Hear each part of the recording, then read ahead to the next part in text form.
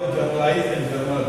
Students, आप journalise में जब आप करते हो, journalise just depend on the double entry system. Double entry system depend on the at least 2% and minimum maximum documentation of the journalise. अब first original entry, suppose that 3 bases of journalise. First cash basis, second accrual basis and third bank basis.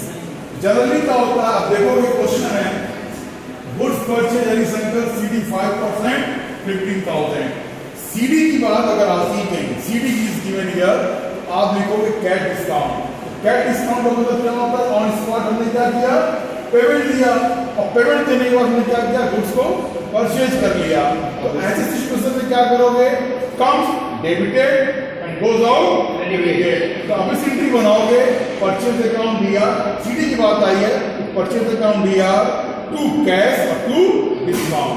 Clear है बात? तो यहां पर देखोगे CD, अब यहां पर अनिल प्रोसेस से मतलब नहीं है।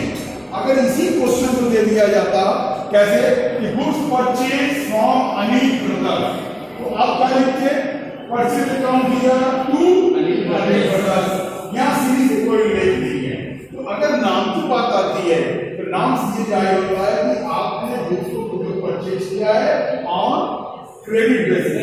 तो हमेशा वाले रेगुलर फॉर सबसे पहले देखोगे cash transaction, second accrual base and third bank base.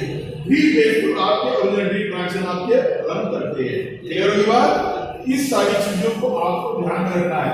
और जर्नल के फॉर्मेट आप देखोगे, सबसे पहले क्या आएगा आपका डेट, पर्टिकुलर, एलएस, और उसके बाद